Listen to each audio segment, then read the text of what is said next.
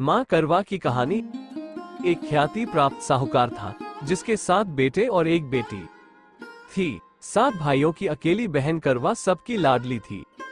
सभी भाई अपनी बहन को बहुत स्नेह करते थे, साथ में बैठाकर भोजन कराते थे। एक दिन साहूकार की सभी बहुएं और बेटी कार्तिक मास के कृष्ण पक्ष की चतुर्थी को करवा चौथ का व्रत करती है। रात होते ही सभी भाई खाना खाने बैठते हैं। तब छोटे भाई ने बहन से खाना खाने को कहा तो बहन ने बताया कि आज मैं खाना चंद्रमा को अर्घ्य देने के बाद ही खाऊंगी, लेकिन सुबह से बिना अन्न जल के होने वाले इस व्रत निर्जला व्रत में बहन की हालत देख छोटे भाई से रहा नहीं गया और उसने एक तरकीब निकाली और दूर पीपल के पेड़ में एक दीपक जलाकर चलनी की ओट में रख दिया, जो चतुर्थी के चांद की तरह ही लगता है। उसे देखकर करवा अर्घ्य देकर खाना खाने लगती है। तभी खाने के पहले टुकड़े को खाते ही उसे छींक आती है, दूसरे टुकड़े में बाल आ जाता है और तीसरा टुकड़ा जैसे ही खाती है तो उसके पति की मृत्यु की खबर उसे प्राप्त होती है और वो शोक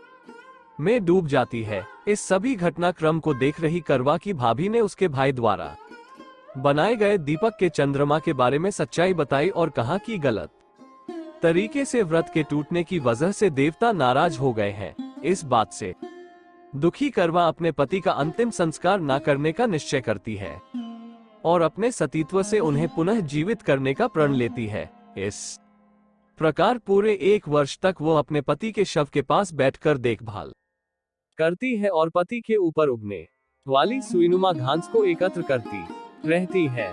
1 वर्ष बाद करवा चौथ आने पर वह व्रत रहती है और शाम को करवा चौथ की पूजा करने वाली सुहागिन महिलाओं से अनुरोध करती है, यम सुई ले लो, प्रिय सुई दे दो, अपनी तरह सुहागिन बना दो।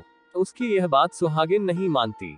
अंततः बहुत अनुरोध के बाद एक सुहागिन मान जाती है और उसका व्रत पूर्ण हो जाता है और उसके पति को जीवन मिल जाता है। इस कहानी को व्रतियों द्वारा अलग अलग संदर्भ में भी पढ़ा जाता है, अतः यह अंश मात्र भिन्न हो सकती है।